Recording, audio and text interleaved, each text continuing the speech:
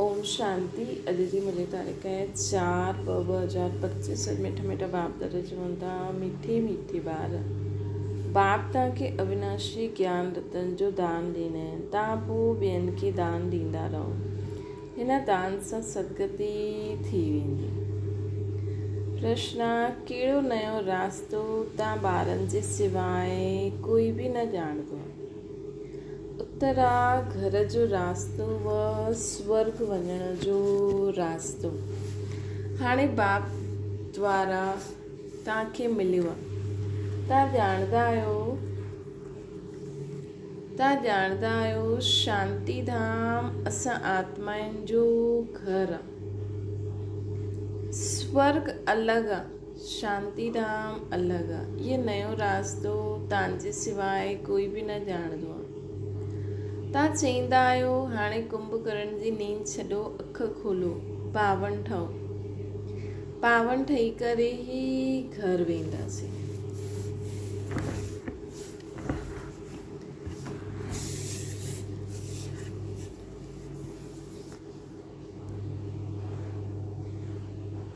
गीता: जाग सजनिया जाग। ओम शांति। भगवान वाच्य इहे त बाबा सम्झायो आहे कि मनुष्य खे व देवताउनि खे भगवान न चई सघंदा आहियूं, छो जो इन्हनि जो साकारी रूप आहे। बाक़ी परम पिता परमात्मा खे न आकारी न साकारी रूप आहे। हिन करे उन्हनि खे शिव परमात्मा ऐं नमः चइबो आहे। ज्ञान जो सागर उहो हिकु ई आहे न। कोई मनुष्य में ज्ञान न थी सघंदो आहे, न अची सघंदो आहे। ज्ञान जो सागर उहो हिकु बाप ई आहे। कोई मनुष्य में ज्ञान न अची सघंदो आहे। कंहिंजो ज्ञान रचता ऐं रचना जी आदि मध्य अंत जो ज्ञान अथवा आत्मा परमात्मा जो इहे ज्ञान कोई में न आहे। त बाप अची करे जगाईंदा आहिनि, हे सजनियूं, हे भक्तियूं जागो। हे सजनियूं, हे भक्तियूं जागो। सभी मेल अथवा फीमेल भक्तियूं भगत आहिनि न, भगवान खे यादि कंदा आहिनि। सभी ब्राइड्स यादि कंदियूं आहिनि हिकु ब्राइड ग्रूम खे। सभी आशिक आत्मायूं परमपिता परमात्मा माशू खे यादि कंदा आहिनि। सभी सीतायूं आहिनि। राम हिकु परमपिता परमात्मा ई आहे। राम अक्षर छो चईंदा आहियूं? रावण राज्य आहे न, त हुनजी भेट में राम राज्य चइबो आहे। राम आहे बाप, जंहिंखे ईश्वर बि चईंदा आहियूं, भगवान बि चईंदा आहियूं। असली नाम आहे शिव। त हाणे चईंदा आहिनि जागो जागो, हाणे नवयुग ईंदो आहे। पुराणो ख़तमु थो थिए न। इहा महाभारत लड़ाई खां पोइ सतयुग स्थापना थींदो। हिन लक्ष्मी नारायण जो राज्य हूंदो न। पुराणो कलयुग ख़तमु थी वेंदो, थिए थो। हिन करे बाप चईंदा आहिनि ॿार कुंभ करण जी नींद छॾो, हाणे अखि खोलो। नई दुनिया ईंदी आहे। नई दुनिया खे स्वर्ग सतयुग चइबो आहे। इहा आहे नयो रास्तो। इहा घर व स्वर्ग में वञण जो रास्तो कोई बि ॼाणंदो न आहे। स्वर्ग अलॻि आहे, शांती धाम जिते आत्मायूं रहंदियूं आहिनि उहा अलॻि आहे। हाणे बाप चईंदा आहिनि जागो। तव्हां रावण राज्य में पतित थिया आहियो न। हिन समय हिकु बि पवित्र आत्मा न थी सघंदी आहे। पुण्य आत्मा न चईंदासीं। भल मनुष्य दान पुण्य कंदा आहिनि, परंतु पवित्र आत्मा त हिकु बि न आहे। हिते कलयुग में आहे पतित आत्मायूं, सतयुग में आहिनि पावन आत्मायूं। इन करे चइबो आहे हे शिव बाबा अची करे असांखे पावन ठाहियो। इहा पवित्रता जी ॻाल्हि आहे न। हिन समय बाप अची करे तव्हां आत्माउनि खे अविनाशी ज्ञान रत्ननि जो दान ॾींदा आहिनि। चईंदा आहिनि तव्हां बि ॿियनि खे दान ॾियो त विकारनि जो ग्रहण छूटे।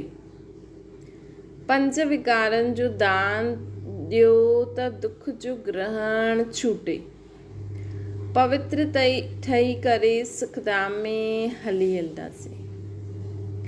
5 विकार में नंबर 1 आहे काम। हुनखे छॾो, पवित्र ठहो। ख़ुदि बि चईंदा आहिनि, हे पतित पावन, असांखे अची करे पावन ठाहियो। सभी आत्मायूं चईंदियूं आहिनि।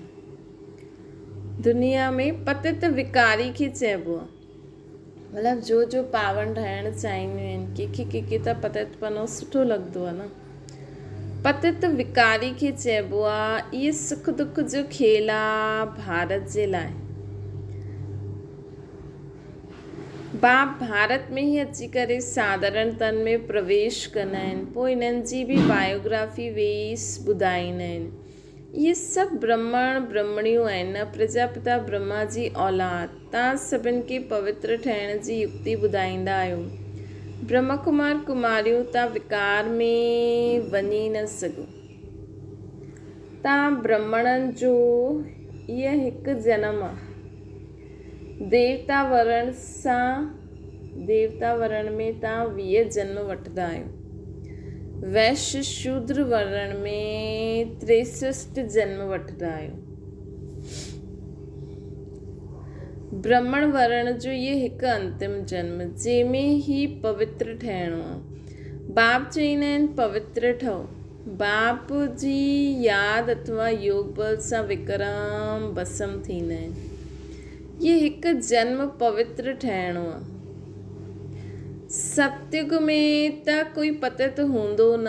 हाणे ये अंतिम जन्म ठहींदव त 21 जन्म पावन रहंदव। पावन हुयासीं, हाणे पतित ठहिया आहियूं। पतित आहियूं तॾहिं त सॾु कंदा आहियूं। पतित कीअं ठाहियो आहे? रावण जी आसुरी मत। सिवाय मुंहिंजे तव्हां ॿारनि खे रावण राज्य सां दुख सां कोई बि लिबरेट न करे सघंदो आहे।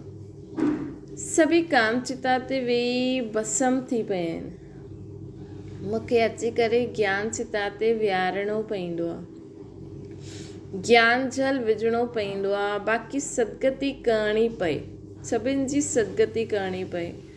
जो सुठी रीति पढ़ाई पढ़ंदा आहिनि उन्हनि जी ई सदगति थींदी आहे। बाक़ी सभु हली वेंदा शांति धाम। सतयुग में सिर्फ़ु देवी देवता आहिनि, उन्हनि खे ई सदगति मिली हुई आहे न। बाक़ी सभिनि खे गति अथवा मुक्ति मिलंदी आहे। 5000 वर्ष पहिरियों हिन देवी देवताउनि जो राज्य हुयो। लाखों वर्ष त ॻाल्हि ई न आहे। हाणे बाप चईंदा आहिनि, मिठे मिठे ॿार, मुझ बाप खे यादि करो। मनमना भव अक्षर त प्रसिद्ध आहे न। भगवान वाचे कोई बि देहदारी खे भगवान न चईंदासीं। आत्मायूं त हिकु शरीर छॾे ॿियो वठंदियूं आहिनि, कॾहिं स्त्री कॾहिं पुरुष ठहींदियूं आहिनि। भगवान कॾहिं बि जनम मरण जे खेल में न ईंदा आहिनि। ये ड्रामा अनुसार नूंद आहे। हिकु जन्म न मिले ॿिए सां, पोइ तव्हांजो इहो जन्म रिपीट थींदो त इहे ई एक्ट, इहे ई फीचर्स पोइ वठंदो। ये ड्रामो अनादि ठहियलु आहे। ये ड्रामो बदिली न सघंदो आहे। श्री कृष्ण खे जो शरीर सतयुग में हुयो, उहो पोइ हुते मिलंदो। उहा आत्मा त हाणे हिते आहे। तव्हां हाणे ॼाणंदा आहियो, असां सो ठाहींदासीं। ये लक्ष्मी नारायण जा फीचर्स एक्यूरेट न आहिनि, ठाहींदा पोइ बि उहो ई। ये ॻाल्हियूं नयो कोई सम्झी न सघे। सुठी रीति जॾहिं कंहिंखे सम्झायो तॾहिं 84 जो चकर ॼाणंदा सम्झंदा। बराबरि हर हिकु जन्म में नाम रूप फीचर्स आदि अलॻि अलॻि हूंदा। हाणे इन्हनि जे अंत में 84वें जन्म जे फीचर्स ई आहिनि। हिन करे नारायण जे फीचर्स क़रीब क़रीब अहिड़ा ॾेखारींदा आहिनि, न त मनुष्य सम्झी न सघनि। ब्रह्मा बाबा जी हाइट, पर्सनैलिटी है न। वैसे बि ब्रह्मा बाबा नारायण जो चित्र पाण वटि रखंदा हुया न, भक्ति में बि। उन्हनि खे नारायण साहब जी, कोई एक्टर खे ॾिसो त उन रीति हलंदो आहे न। इहे ब्रह्मा बाबा नारायण खे ॾिसंदा हुया। त उन्हनि जी थोरी बहुत हाइट वाइट पर्सनालिटी जीअं त इन करे नारायण जे फीचर्स क़रीब क़रीब अहिड़ा ॾेखारींदा आहिनि। तव्हां ॿार ॼाणंदा आहियो मम्मा बाबा हीअ लक्ष्मी नारायण ठाहींदा। मम्मा बाबा हीअ लक्ष्मी नारायण ठाहींदा। तत्वम असां बि त ठाहींदासीं न लक्ष्मी नारायण द 1 2 3 कहिड़े नंबर में बि त ईंदासीं। हिते त 5 तत्व पवित्र आहिनि न, हिते त 5 तत्व पवित्र न आहिनि। इहे शरीर सभु पतित आहिनि न। सत्युग में शरीर बि पवित्र हूंदो। श्री कृष्ण खे मोस्ट ब्यूटीफुल चईंदा आहिनि। नेचुरल ब्यूटी हूंदी आहे। हिते विलायत में भल गोरा मनुष्य आहिनि, परंतु उन्हनि खे देवता थोरी चईंदासीं। दैवी गुण त न आहिनि त बाप केतिरो सुठी रीति वेही सम्झाईंदा आहिनि। इहा आहे ऊच ते ऊच पढ़ाई, जंहिंसां तव्हांजी केतिरी ऊची कमाई थींदी आहे। अनगिनत हीरे जवाहर धन हूंदो आहे न। हुते त हीरा जवाहरातनि जा महल हुया, हाणे उहे सभु गुम थी विया है न। हुते त हीरे जवाहरातनि जा महल हुया, हाणे उहे सभु गुम थी विया महल। तव्हां केतिरा धनवान ठहींदा आहियो। अपरंपार कमाई आहे 21 जन्मनि जे लाइ। इन में ॾाढी महिनत खपे। देही अभिमानी ठहिणो आहे। असां आत्मायूं आहियूं। इहो पुराणो शरीर छॾे हाणे वापसि घर वञिणो आहे। बाप हाणे वठी वञण लाइ आया आहिनि। असां आत्मायूं 84 जन्म हाणे पूरा कया। हाणे पोइ पावन ठहिणो आहे। बाप खे यादि करिणो आहे, न त क़यामत जो समय आहे। सजायूं खाई करे वापसि हलंदासीं। हिसाब किताब त सभिनि खे चुकतो करिणो ई आहे। भक्ति मार्ग में काशी कलवट खाईंदा हुया त कोई मुक्ति खे न पाईंदा हुया। उहो भक्ति मार्ग आहे, इहे ज्ञान मार्ग। हिन में जीव घात करण जी दरकार न रहंदी आहे। उहा आहे जीव घात। पोइ बि भावना रहंदी आहे कि मुक्ति खे पायूं। हिन करे पापनि जो हिसाब किताब चुकतो थी पोइ चाल वरी खां चालू थींदो आहे। हाणे त काशी कलवट जो कोई मुश्किल साहस रखंदा आहिनि। बाक़ी मुक्ति व जीवन मुक्ति न मिली सघंदी आहे। बाप बग़ैर जीवन मुक्ति कोई ॾेई न सघे। आत्मायूं ईंदी रहंदियूं आहिनि, पोइ वापसि कीअं वेंदियूं। बाप ई अची करे सर्व जी सदगति करे वापसि वठी वेंदा आहिनि। सत्युग में ॾाढा थोरा मनुष्य रहंदा आहिनि। आत्मायूं त कॾहिं विनाश खे न प्राप्त कंदियूं आहिनि न। आत्मा अविनाशी आहे, शरीर विनाशी आहे। सत्युग में आयु वॾी हूंदी, दुख जी ॻाल्हि न हूंदी। हिकु शरीर छॾे ॿियो वठंदा आहियूं। जीअं सर्प जो मिसाल आहे त उनखे मरणो न चईंदा आहियूं, उहो खाल छॾे छॾंदो न। दुख जी ॻाल्हि न आहे। सम्झंदा आहिनि हाणे टाइम पूरो थियो, हिन शरीर खे छॾी ॿियो वठंदासीं। तव्हां ॿारनि खे हिन शरीर सां डिटैच थियण जो अभ्यास हिते ई विझिणो आहे। असां आत्मायूं आहियूं। हाणे असांखे घर वञिणो आहे, पोइ असां नई दुनिया में ईंदासीं। नई दुनिया नई खाल वठंदासीं। त इहे अभ्यास विझो है न। तव्हां ॼाणंदा आहियो आत्मा 84 शरीर वठंदी आहे। मनुष्यनि 84 लख चई छॾिया अथनि। बाप जे लाइ त अनगिनत ठिकर भितर में चई ॾींदा आहिनि। इनखे चइबो आहे धर्म ग्लानी। मनुष्य स्वच्छ बुद्धि सां बिल्कुलु तुच्छ बुद्धि ठही विया आहिनि। हाणे बाप तव्हांखे स्वच्छ बुद्धि ठाहींदा आहिनि। स्वच्छ ठाहींदा आहियूं यादि सां। बाप चईंदा आहिनि हाणे नवयुग ईंदो आहे। हुनजी निशानी आहे महाभारत लड़ाई आहे। ये उहे मूसल वारी लड़ाई आहे जंहिंमें अनेक धर्म विनाश, हिकु धर्म जी स्थापना थी हुई। त ज़रूरु भॻवानु हूंदो न। श्री कृष्ण हिते कीअं अची सघंदो आहे। ज्ञान जो सागर निराकार आहे या श्री कृष्ण।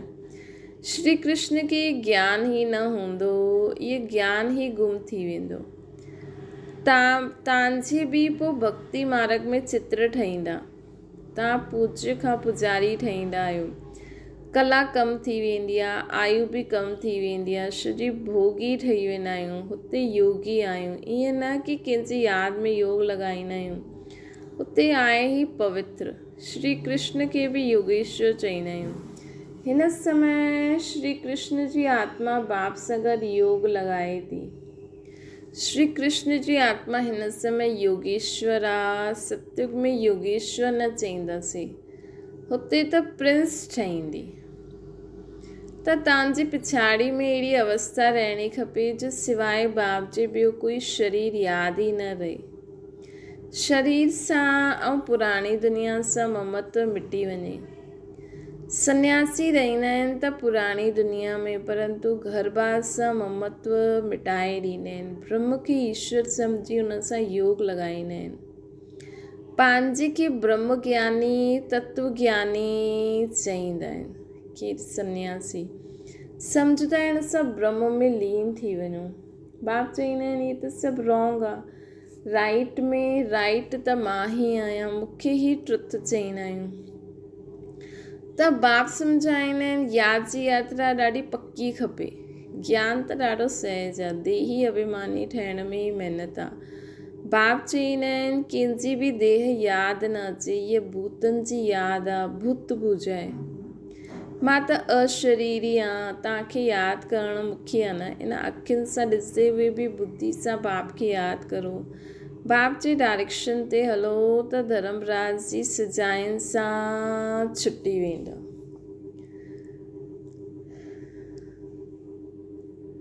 पावन ठहींदा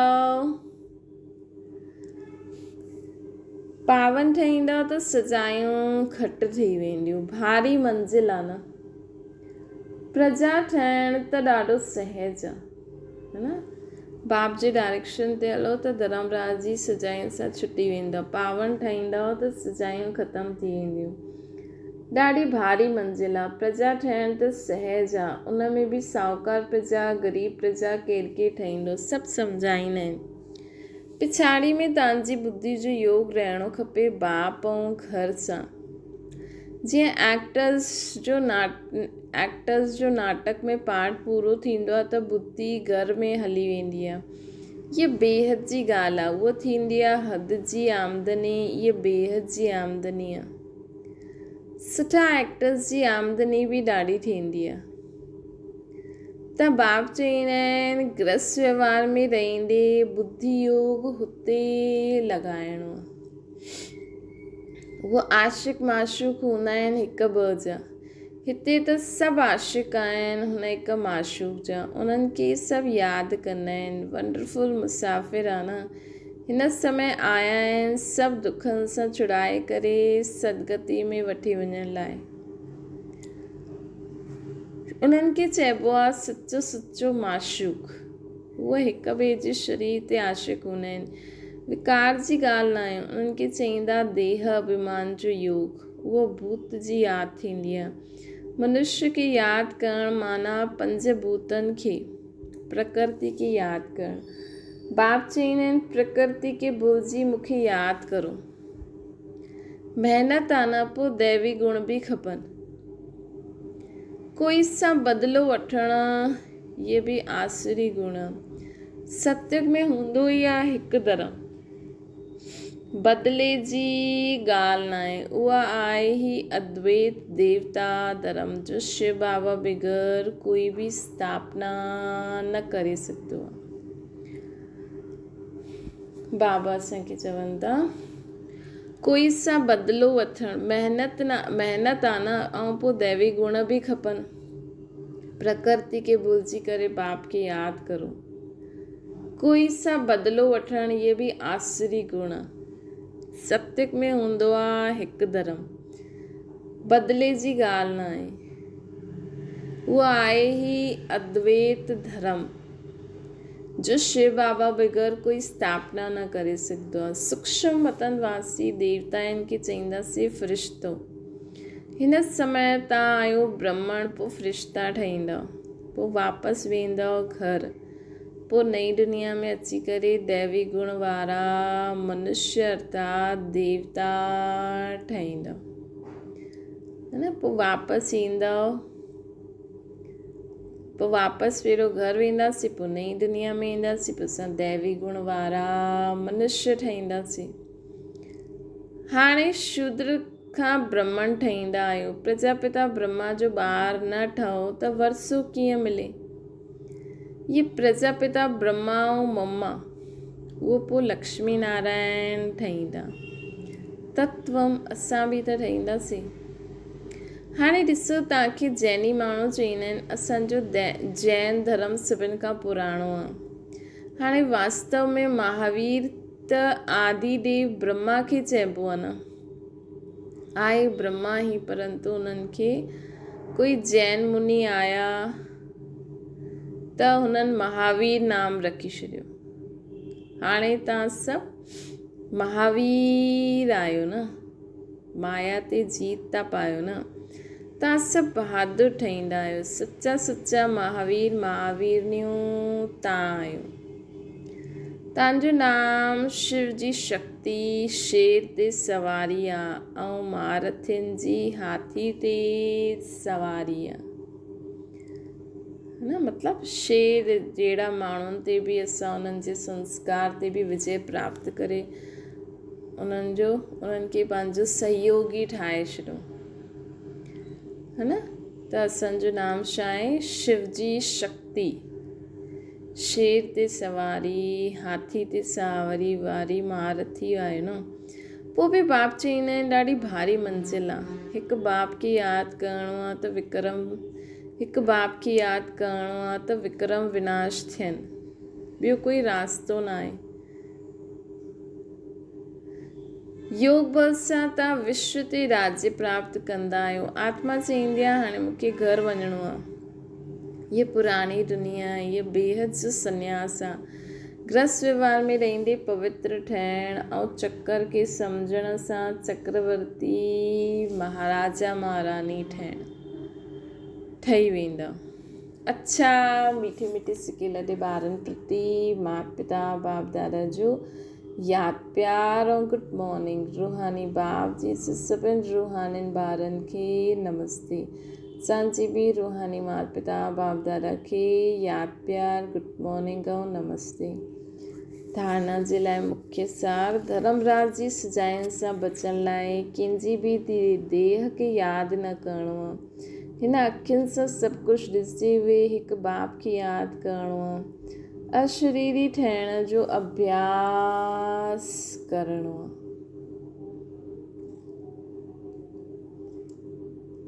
पावन ठहिणो आहे। ॿियो आहे मुक्ति, जीवन मुक्ति जो रास्तो सभिनि खे ॿुधाइणो आहे। हाणे नाटक पूरो थियो, घर वञिणो आहे। हिन स्मृति सां बेहद जी आमदनी जमा करणी आहे असांखे। हाणे नाटक पूरो थियो, घर हलणो आहे। हिन स्मृति सां बेहद जी आमदनी जमा करणी आहे की हाणे असांखे घर हलणो आहे। पोइ ॿिए जन्म जे लाइ जमा बि करिणो आहे न। वरदान, हिकु सेकेंड जी बाजी सां सॼे कल्प जी तक़दीर ठाहिण वारा श्रेष्ठ तक़दीरवान ठहो। हिन संगम जे समय खे वरदान मिलियल आहे। जो चाहे जीअं चाहे जेतिरो समय चाहे पंहिंजो भाग्य ठाहे सघंदा आहियो। छो जी भाग्य विधाता बाप तक़दीर ठाहिण जी चाबी ॿारनि जे हथ में ॾिनी अथई। लास्ट वारो बि फास्ट अची करे फर्स्ट अची सघंदो आहे। सिर्फ़ु सेवाउनि जे विस्तार में स्वयं जी स्थिति सेकेंड में सार स्वरूप ठाहिणी आहे। हाणे डायरेक्शन मिले, हिकु सेकेंड में मास्टर बीज रूप थी वञो त टाइम न लॻे। हिन हिकु सेकेंड जी बाजी में सॼे कल्प जी तक़दीर ठाहे सघंदा आहियूं असां। स्लोगन आहे, डबल सेवा द्वारा पावरफुल वायुमंडल ठाहियो त प्रकृति दासी थी वेंदी।